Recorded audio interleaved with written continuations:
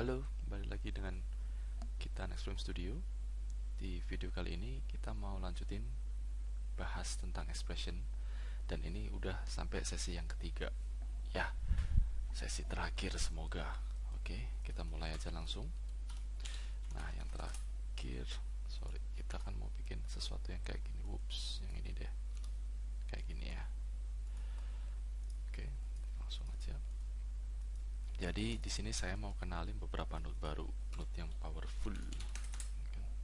Bentar, saya set dulu grid di samping. Saya mau bikin grid segini, oke. Terus nama node-nya itu copy stem. Ini udah lama node-nya tapi diperbaruin, dan ini juga udah termasuk baru ya. Jadi ada dua input, yang satu primitif yang akan di copy, dia mintanya gitu kan kalau di hover di sini. Sedangkan satunya lagi templates to copy. Templates ini sebenarnya bisa point, bisa apapun. Nah, kalau kita masukin ke grid ini, dianggap poin-poin ini yang akan di copyin ke sana, ya kan? Kalau preview pointnya, berarti posisi ini, poin-poin ini yang akan menjadi template-nya, ya. Kita langsung aja sambungin. Nah, kelihatan kan?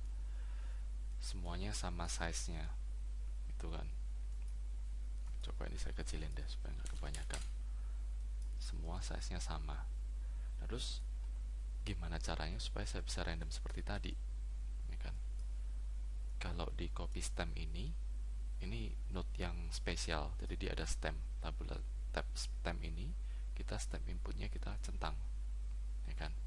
Terus ini kan di bawah ada beberapa kolom nih, variabel.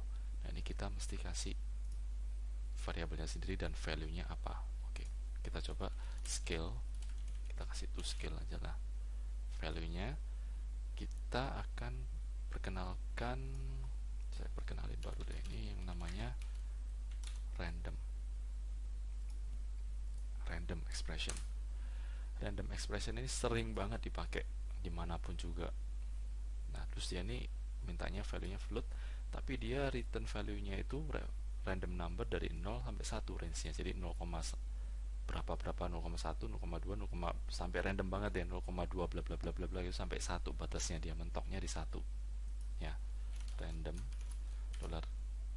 $pt, ya kan? Terus ini kan belum kejadian apa-apa, belum terjadi apa-apa.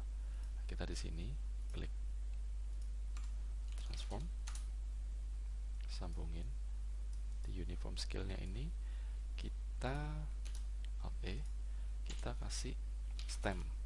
Ini juga expression. Kalau mau tahu stem itu apa, kita bisa cari di sini.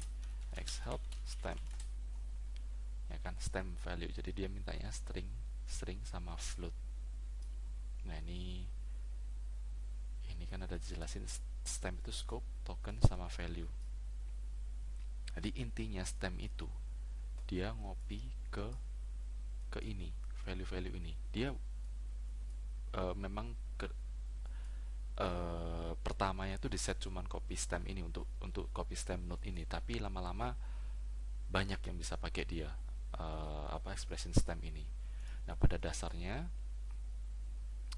kalau mau dibaca artinya dia scope, pasnya dia kemana, kita mesti cari value-nya itu di node yang mana, name of the variable to retrieve, ini kan, mintanya token variabelnya apa yang mau dibawa ke sana, value-nya apa, kalau nggak ada value yang token ini, kalau nggak ada kita mau kasih value berapa, gitu intinya sih gitu. Jadi kita buka tutup kurung, ini kita arahin ke copy 1, kan. Value yang mau kita ambil apa, kan tadi namanya to scale. Nah, misalnya kalau nggak ada variabel ini, value yang kita balikin to scale 0 aja, apply accept, kan udah mulai random. Kalau saya banyakin di sini bakal lebih kelihatan, ya kan. Ya, saya banyakin di sini banyak, ini kan random, tapi size-nya nggak bakal lebih dari 1. Kalau size ini kan 1, 1, 1, 1, ini nggak akan ada yang lebih dari 1 karena random sifatnya, nggak melebihin 1, ya kan. Terus misalnya kita dari sini kita mainin lagi, Oh gitu. Jadi kalau misalnya saya mau kasih ini randomnya, saya ilangin value-nya PT doang, bisa. Kok apa ini kok gini gede banget? Nah, kok satu cube doang? Enggak, ini bukan satu cube. Kalau kita preview pakai wireframe, nah ini banyak banget, mengecil dari gede sampai kecil. Artinya apa? Flat wire, saya boleh ke flat wire, tekan W kalau bisa, kalau mau tekan W shortcutnya. Karena $pt point number itu kalau kita balik ke geometry spreadsheet, startnya dari 0 sampai 799. Jadi yang paling gede ini value-nya itu 799 kegedean. Jadi kita mesti kaliin 0.01, 1 lah, 0,1 dulu. Mulai melihat ada yang mengecil kan, tapi masih gede, 0,01 dah. Nah, ini udah lebih mendingan. Yang ini nggak kelihatan, kenapa? Kalau saya kecilin jumlah ininya 5 supaya lebih kecil, lebih kelihatan ya kan. Ini value-nya juga saya kecilin 0,1 aja. Ini kenapa 0? Kenapa kok nggak kelihatan? Kenapa kok nggak ada cube-nya? Sebenarnya ada, tapi skalanya dia 0. Karena grid itu, kalau dilihat dari sini, value di sini ini 0. Gitu. Poin yang di sini kan poin yang dari ini yang di copy ke sini kan. Jadi dia pakai point number variabel dari grid ini. Sedangkan di sini ini 0. Ya kan? Jadi kalau di copy ke sini, ini juga pasti akan 0. Ya kan? Nah, beda ceritanya kalau misalnya saya pakai sort di sini. Saya mau pindahin nolnya jangan di sana. Nolnya saya mau pindahin random aja. Pokoknya nolnya jangan di sana. Kita lihat nolnya sekarang di mana? Di sini. Berarti kalau kita balik ke copy, ini pasti tidak ada, pasti kecil. Nah, ya kan? Kurang lebih begitu cara kerjanya copy stem ini. Oke, kita lanjut lagi ke sini. Kita kembangin lagi. Misal, sebentar saya lihat contekan dulu. Ngomongin apa yang ketiga? Nah, kaliin F ini. Ini saya copy aja langsung biar nggak ketik-ketik lagi. Ini kan intinya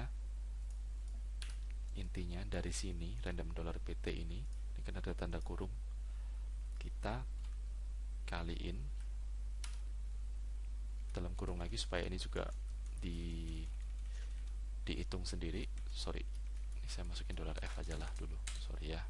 $f, apa yang terjadi kalau seperti ini? Kalau kita udah masukin $f berarti ada hubungannya sama frame. Kalau kita play bergerak random, tapi kok gerakannya heboh banget ya tiap frame. Iya, soalnya kita masukin $frame. Bisa nggak kalau misalnya kita kaliin 0.1? Ya value-nya aja sih sebenarnya yang berubah, tapi random dan $frame ini dia berubahnya tiap frame, pasti tetap heboh gitu. Nah, ini kalau lebih baik kalau ini disendiriin. Rumus matematika kan ini evaluate sendiri, baru dikaliin sama $pt, baru dirandomin. Value itu yang dirandomin. Kurang lebihnya begitu.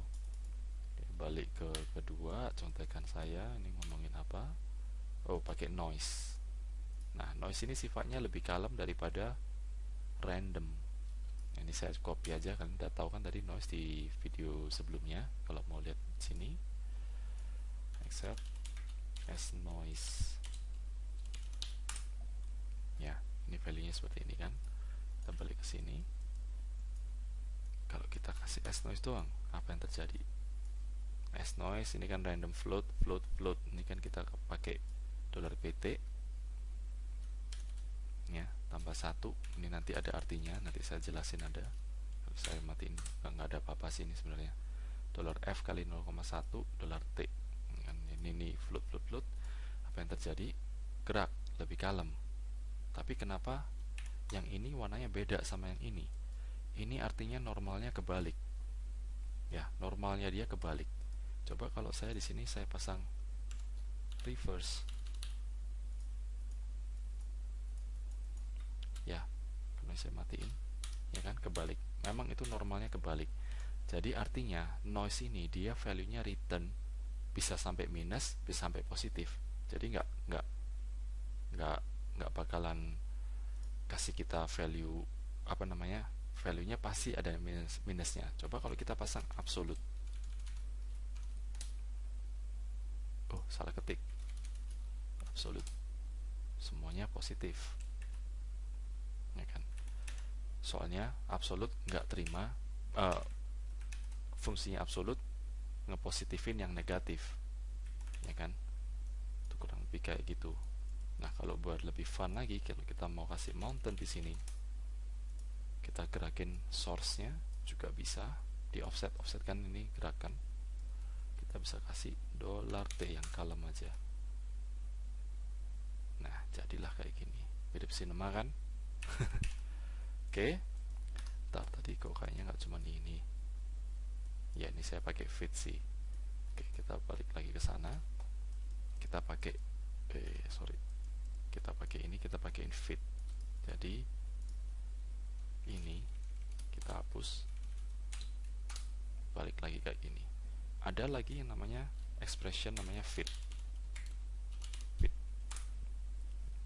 Nih, relatednya dia ada fit 01, fit 11, fit 10, fit 11, fit 10. Fit ini kayak ngomongnya fits a value from one range to another. Jadi value apa adanya ini di fit dari angka yang kita tentuin, di pas-pasin, bahasanya sih gitu. Nah, ini kan tadi saya bilang ada negatifnya. Jadi kalau misalnya value-nya saya nggak mau dia negatif sama sekali, saya mau yang negatifnya dia 0, kita bisa pakai fit 01, buka tutup kurung. Berarti ini kan saya masih kasih koma 0,1.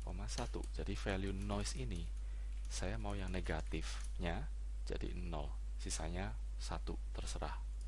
Gitu kan. Nih. Jadi ada yang 0. Ini kan. Ada yang 0 di sana, ada yang nggak keluar sama sekali soalnya skalanya 0. Nah, saya mau batasin, saya nggak mau dia nggak keluar sama sekali. Saya mau kasih dia paling kecil 0,2. Ada. Tapi dia kalau udah 0,2 dia juga nggak bakalan gerak kemana-mana, skalanya juga tetap 0,2. Iya. Oke. Terus kita lanjut lagi ke contoh selanjutnya. Oke. Grid saya copy aja lah ini biar cepat ya. Jadi saya di sini bikin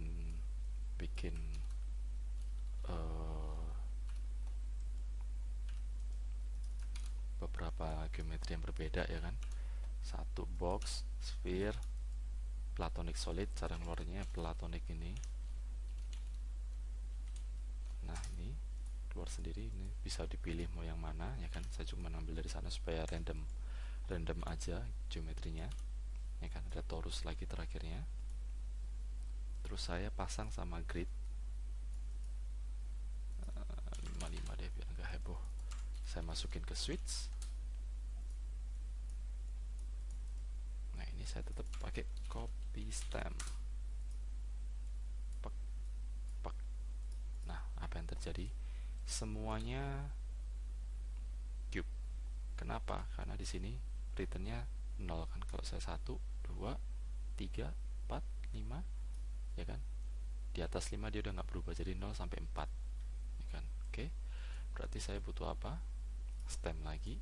Saya butuh kasih nama to switch aja. Nah, misalnya kalau saya ganti ini $PT, saya ke sini, saya copy aja dari yang atas supaya nggak ngetik yang panjang.